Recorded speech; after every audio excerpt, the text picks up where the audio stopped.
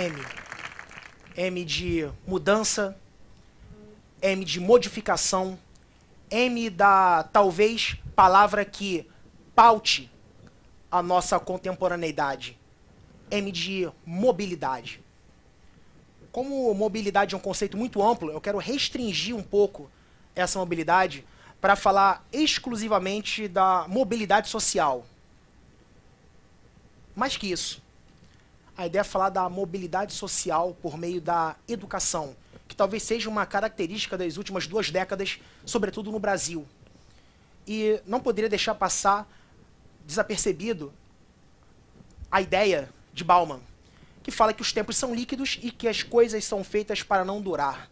As coisas são feitas para que se modifiquem. E algumas modificações no Brasil, nos últimos anos, têm sido benéficas. Eu entendo basicamente que a mobilidade ela acontece em alguns momentos e causada por algumas questões.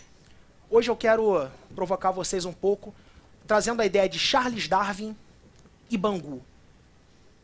A princípio você pode pensar, o que teria a ver Charles Darwin com Bangu, um bairro do Rio de Janeiro bastante conhecido por uma questão bastante peculiar, mas que a ideia hoje é talvez mudar um pouco a sua percepção. A mobilidade ela acontece em 5 atos. E o primeiro ato é a transposição de alguns obstáculos. E o maior obstáculo é fazer o aluno que não teve acesso a uma educação de qualidade conseguir competir em nível de igualdade. Algumas características importantes. 44% dos brasileiros não leem. Grande parte deles não consegue entender o que lê. E pior que isso, 8%, somente 8%, conseguem se expressar de alguma maneira. Agora vocês imaginem esse tipo de expressão em um exame nacional como o Enem. Para quem não sabe, o Enem é o 2º maior exame de vestibular no mundo. E no Enem cai a tão complicada redação. Quantos aqui conseguiriam escrever redação em 1 hora? Que é o que pede o MEC. Que solicita o MEC em relação ao tempo de prova. E algumas curiosidades. O MEC ele também pede do aluno o uso de repertório sociocultural produtivo. É um dos critérios de correção. Inclusive, isso é até muito engraçado, porque parece que o MEC exige um aluno, parece que o MEC pede um aluno que não existe no Brasil. Primeiro, ele precisa ter repertório. Já é complicado, ele não lê. Segundo, tem que ser sociocultural. E depois tem que ser produtivo. O que é produtivo para o aluno que não lê? Como já dizia Kant, quem não sabe o que procura, não identifica o que acha. Então, se esse aluno ele não sabe nem o que ele está procurando, como é que ele vai conseguir se alimentar de conteúdo? E esses números, sem dúvida, eles se refletem no que acontece na prova. Ano passado, 2016, foi ano com recorde de notas baixas. Como assim? Simples. Dos mais de 5 milhões de alunos que produziram redação, somente 77 conseguiram nota máxima. Ou seja, dos mais de 5 milhões de alunos que escreveram uma redação no Enem no ano passado, somente 77 conseguiram nota máxima. Uma façanha, realmente uma façanha. Há uma caça de notas 1000 pelo Brasil e tudo mais. Eu tive a felicidade de ter 5 alunos com essa nota máxima. 5 alunos conseguindo nota máxima. Em um ano muito complicado. E olha que curioso, os temas não pareciam ser tão difíceis. O Enem teve 2 aplicações. O primeiro tema foi Caminhos para combater a intolerância religiosa no Brasil. E o segundo foi Caminhos para combater o racismo no Brasil. 2 temas que, na minha visão, seriam relativamente tranquilos de escrever, mas que os números mostraram o contrário. Eles são gráficos e dados do MEC. E uma coisa curiosa, esse aqui é o percentual de pessoas que tiraram 1000 no ano passado. E qual é a surpresa? Primeiro, 5 notas 1000 já é bastante coisa em um ano bem complicado como aquele. E mais que isso, destas 5 notas 1000, 2 foram de alunos meus de Bangu. E alguém deve estar pensando, caramba, que legal, que façanha. Talvez seja uma visão um pouco estereotipada do que é Bangu. E é preciso também desmistificar algumas coisas. Para vocês terem noção, se o tema do Enem é Caminhos para combater a intolerância religiosa, esse aluno precisava ter noção de que o Estado é laico, ele precisava ter noção de que é crime Ele precisava ter noção que o racismo é um crime inafiançável e imprescritível, por exemplo. Mas, como eu já disse mais cedo, esse aluno não lê. Ele não sabe o que é laico, ele não sabe o que é imprescritível, ele não sabe o que é Constituição. E aí, algumas pessoas perguntaram, pô, mas que método inovador que você usou? Muito simples. Rubem Alves ele tem uma frase bem interessante, que ele fala que o conhecimento ele se dá de 3 formas. Uma é pela curiosidade. Mas, como eu disse mais cedo, esse aluno não tem curiosidade por nada. O segundo é pelo trauma. Eu não gostaria que esse aluno ficasse reprovado ou não conseguisse aprovação para poder aprender com erro. E a terceira, que é o meu método, que é a massificação. Esse aluno ele fica mais ou menos 15 anos na escola. E ele chega sem saber fazer redação no curso preparatório. Quantas redações você acha que esse aluno precisa fazer para conseguir alcançar uma nota 900, por exemplo, no Enem? Quantas redações em um ano você acha que esse aluno precisa fazer? Então, essa é a minha estratégia. Primeiro, aquela massificação, lavagem cerebral, e aí depois começar a incutir conteúdo, para vocês terem noção. Foi preciso eu conversar com meus amigos de história, conversar com meus amigos de geografia, de sociologia, de filosofia, para eles poderem me explicar como passar isso em sala, porque sozinho ninguém faz nada. Um diferencial interessante, o Enem tem como base a ideia dos direitos humanos. E eu marquei uma aula, eu e um professor de direito, discutindo alguns temas e Constituição, e o tema caiu, racismo e intolerância. Ou seja, essa aula de Constituição explicando como usar a lei, como usar a base legal dentro de uma redação, com certeza também fez bastante diferença. E aí tudo isso faz você talvez se perguntar, quem sou eu? E o segundo ato é, para que haja mobilidade, é preciso que haja pessoas, é preciso que haja agentes de transformação social. Meu nome é Vitor Miranda, eu sou professor de língua portuguesa e de redação, e a minha formação ela é bem peculiar. Eu sempre convivi em 2 mundos muito distintos, porque meu pai, ele é professor de história da rede privada de ensino, e hoje, mesmo aposentado, continua a dar aula. A minha mãe, ela é professora da rede pública do Rio de Janeiro, aposentada, e hoje se dedica à vida acadêmica. Então, com certeza, isso influenciou a minha formação. E muito curioso, porque, de um lado, eu convivia com meu pai em escolas particulares, com alunos com melhor poder aquisitivo, e a cantina era festa, o refeitório era maravilhoso. Do outro lado, eu convivia com a minha mãe em escola pública, eu estudava de manhã e passava o dia com ela. Mãe que trabalha precisa ficar com o filho também, não tinha como ficar em casa sozinho, eu e meu irmão mais novo ficávamos com ela na escola. E algumas coisas foram me marcando, e sempre repensando algumas coisas e pensando até como eu cheguei até aqui.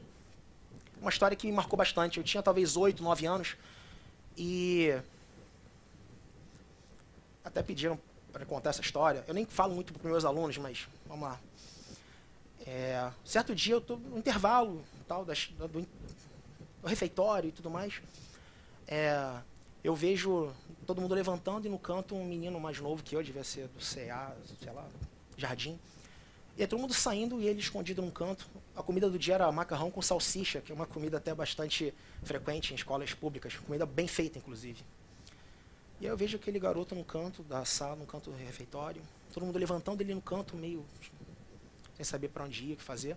Eu vejo que ele está inclinando o prato pro corpo dele.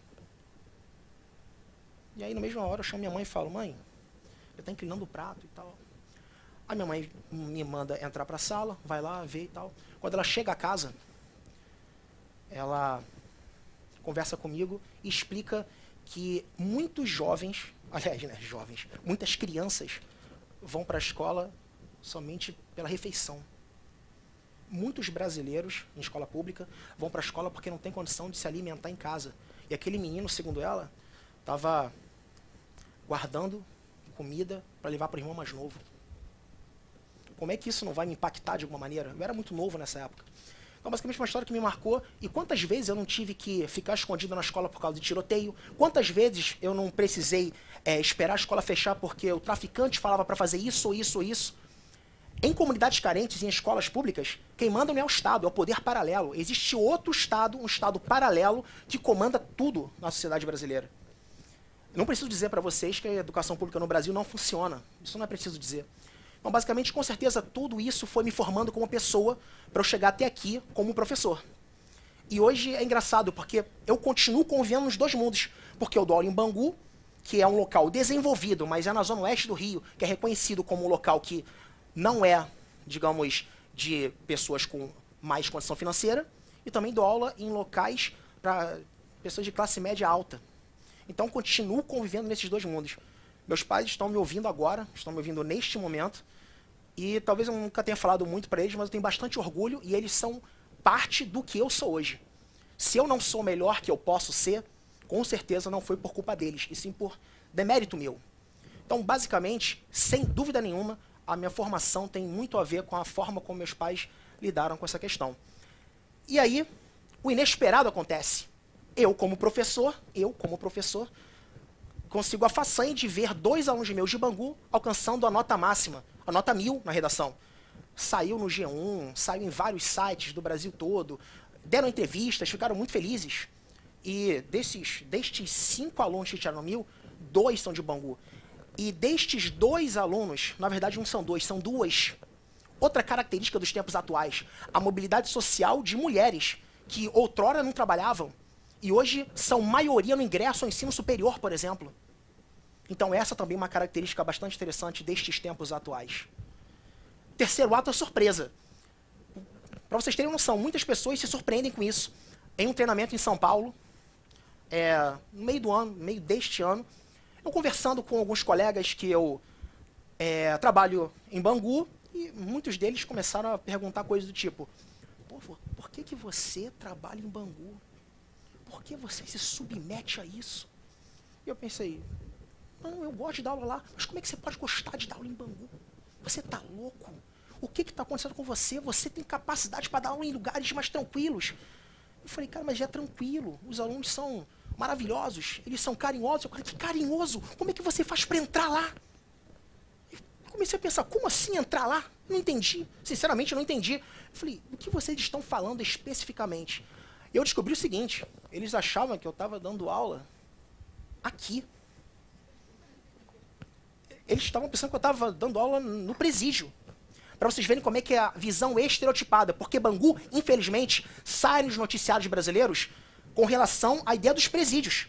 Bangu não é reconhecido por questões acadêmicas. E essa talvez tenha sido uma surpresa bastante interessante para eles. E eu achei engraçado, né? Perguntarem como é que eu chego lá, como é que eu consigo... E quando eu falei que os alunos eram carinhosos, eu falei, que carinhosos? Como é que pode isso? Alunos carinhosos dentro desse ambiente, até desmistificar a ideia de que Bangu não é um presídio. Foi complicado. Mas houve a surpresa. Sim, a surpresa. Porque para haver a mobilidade social, é preciso haver surpresa.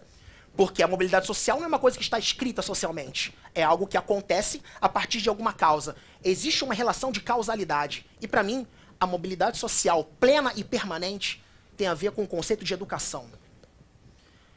O quarto ato. O quarto ato é anomalia. Por que uma anomalia?